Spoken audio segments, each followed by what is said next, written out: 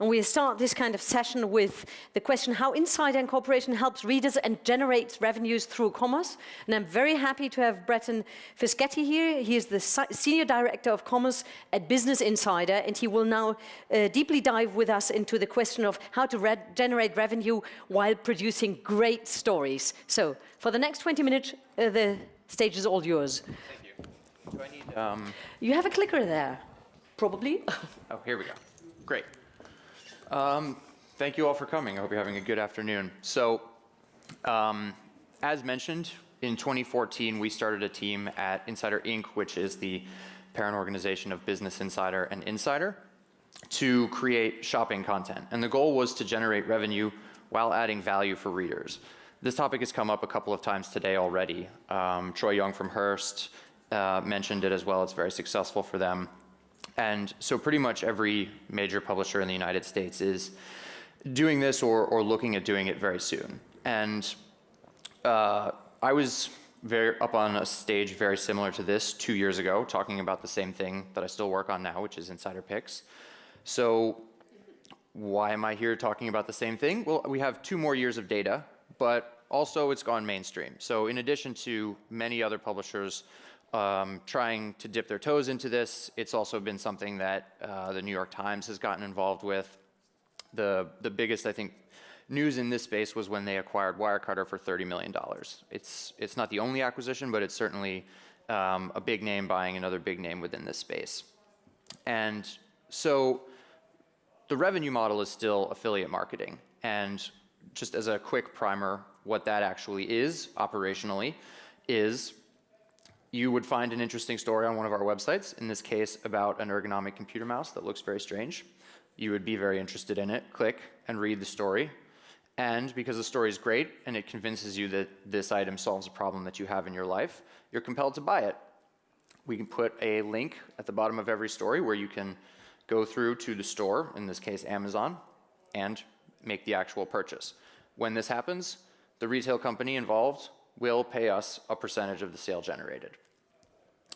And the idea behind doing this was we can tell great stories, something we have a very good core competency in doing, and make product recommendations, which will lead to happy readers and also revenue, and they're not mutually exclusive.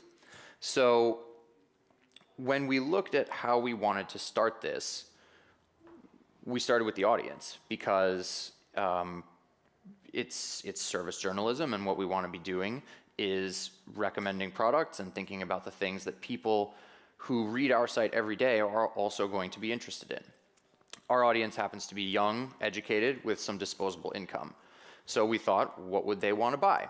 Well, they probably have just graduated university and live in their first home or apartment. They want to advance their careers and develop new skills because they're educated and upwardly mobile. We call them Henrys, so they're high earning, but they're not rich yet. They haven't had the time to develop a substantial nest egg, but they're on the path for that.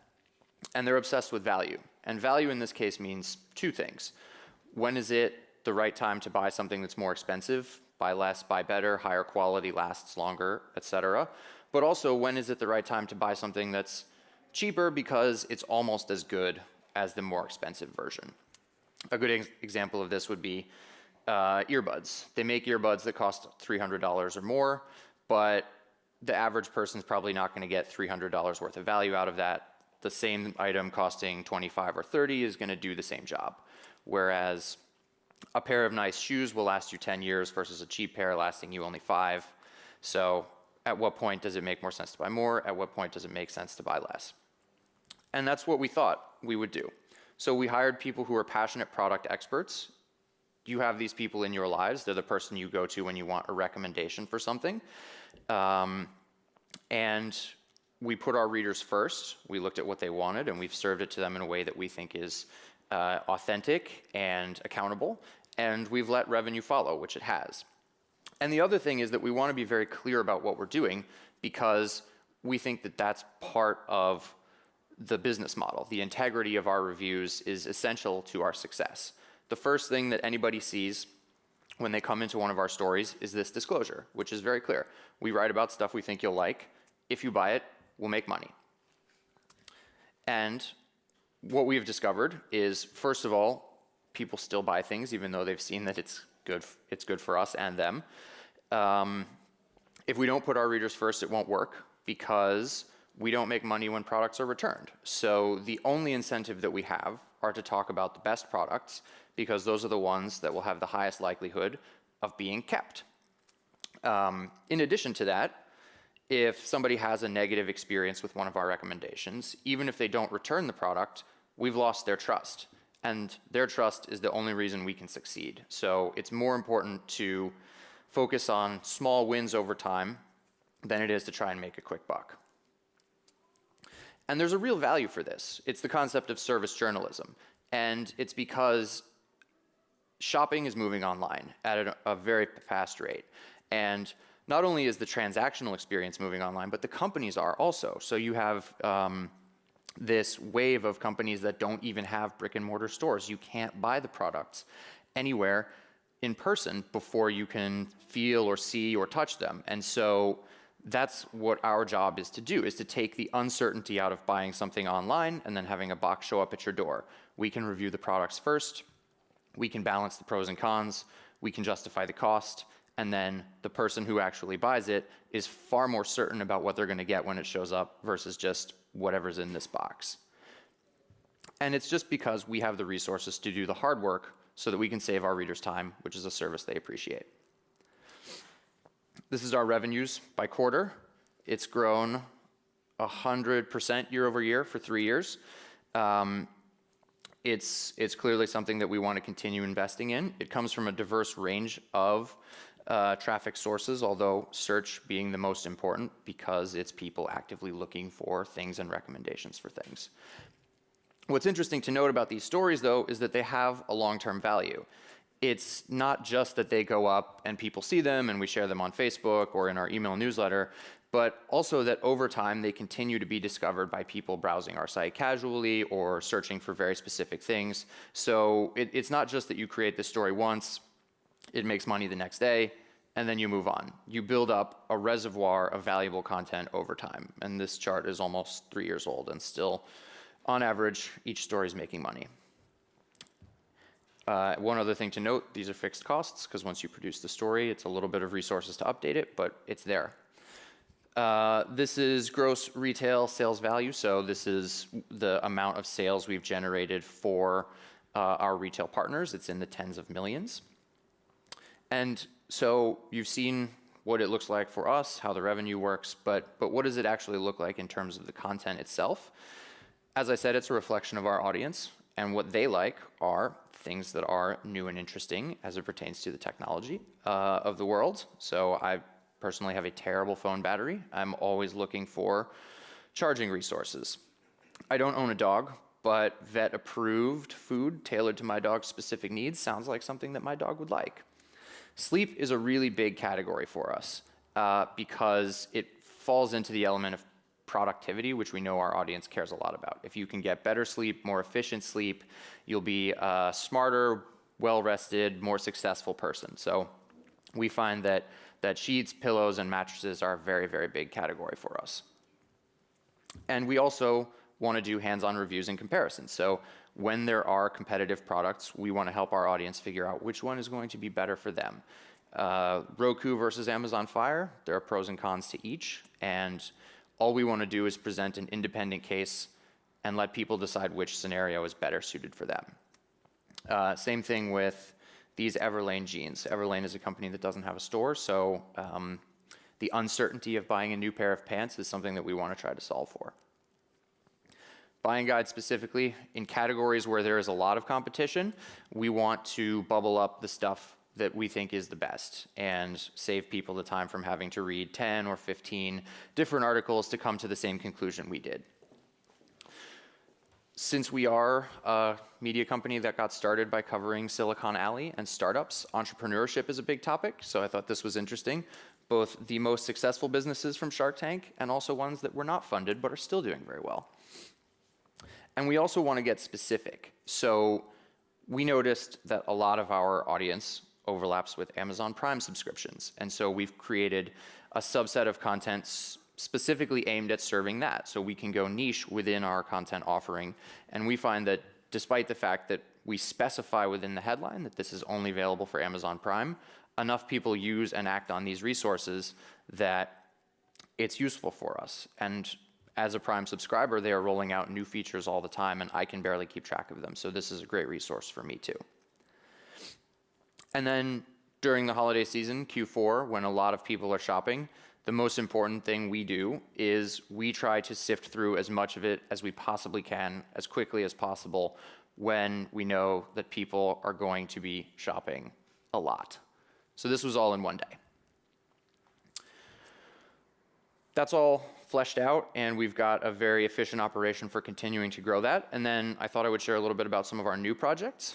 Especially with younger audiences, experiences are very popular. So we're looking at how to monetize travel. This is still, I think, to be proven, but it's something we think is interesting for the future, as is personal finance. As Melissa at Cheddar said, young people do care about business and they care about investing and their finances. So we can help them navigate those waters as well as they do. And so in closing, what I want to say is, why should publishers do this? Well, it's a new business model that only exists on digital. You cannot buy something from a magazine ad. You can't buy something from a television commercial. So I think it's one of the first truly native to digital business models. It allows media companies to diversify revenue beyond simple display, banner, and video advertising. You can learn more about your audience because you get to see what they buy, and that can help you iterate on your content strategy. So did we start knowing that sleep was a huge category for us? No. But once we see the data, we can say, oh, wow, pillows are doing really well. Why is this? Can we grow? Can we iterate on it? And can we get smarter about the actual people reading our site and not just the ones that ComScore says we have? And this is also a reader-supported revenue stream. So it's not a subscription. Sure, that's pretty ideal to have a reader actually hand you money every month. But what we've done is created a similar thing, but it's been subsidized by large retailers. So instead of having the reader actually pay us, we have gotten corporate sponsorship for subscriptions when we drive value. What's next in the space, I think, is going to be very interesting. Affiliate is a fairly well-known model at this point, and one that almost every publisher can try. So how it evolves from here is going to be, I think, a little bit more unknown. And a couple examples of what that looks like are so far mostly t-shirt based. So this is Clickhole selling a Liberal Tears t-shirt. The Chive also has a very well-known, at least in the United States, brand about clothing and funny sayings. And then BuzzFeed is doing a lot of interesting things. They actually purchased an e-commerce company and have called it BuzzFeed Product Labs. They made a hot plate that syncs with the Tasty app. I think that's very interesting. And they've also launched a collaboration with Tasty and Walmart. So you see publishers moving into the more physical goods space, as Troy also mentioned with his Men's Health branded beef jerky. This is something that publishers are starting to see be very interesting. Can't speak to how successful it is so far yet, but I think that the purchase data that you have from your affiliate program gives you the guidance that you need to then take this step should it be interesting. Thank you very much. Thank you very much. Don't leave yet. Okay. We have a couple of minutes to go. Any question of you? Not in the moment. In your office, how many people are working there? The company overall? Yeah. I think we're 500 total. 500 in total. How are the teams put together? How many techies are you? What else besides techies is working in your office? The ratio for staff is always about 50-50. So 50% of the staff is editorial, 50% is everything else. That's technology, product, sales, operations, business development, that kind of thing. How close are they working and sitting together on a daily basis? Well, we have separate floors. Interesting. Yeah, so we heard different stories during the day to say bring the people closer together on an hourly basis, let them really interfere. How do you do it? I mean, I can't speak for the whole organization, but I think our team is a good example of how editorial and business can collaborate together as long as there's authenticity to what we're doing. So I think that's part of our strategy overall as a company, is to say, it's not necessarily a bad thing to have the editorial team understand how the company that they work for generates revenue and survives, because we'd like to keep doing that. But we also do want to maintain the independence and the strategy to be able to ask the hard questions and tell the stories that are meant to be or need to be told. Are comments of the public and of the users and the audience, are the comments public or not? Of their experiences with the products in the end? So do you share everything or not? You don't put that No, on? we do. And our readers will frequently update us with their purchasing experiences, and we'll update stories if we feel it's relevant. You know, when we get positive feedback that they just say, hey, thanks, we love this, it doesn't merit a story, but if somebody writes in to say, hey, actually the way that you use it is different from the way that I use it, it didn't work as well, we'll make note of that and clarify, because again, it's important to give an honest opinion, you know, and we generally focus on the things that are actually worth buying, so our coverage is usually positive, but that's because the stuff that's not worth buying doesn't have a place on our site.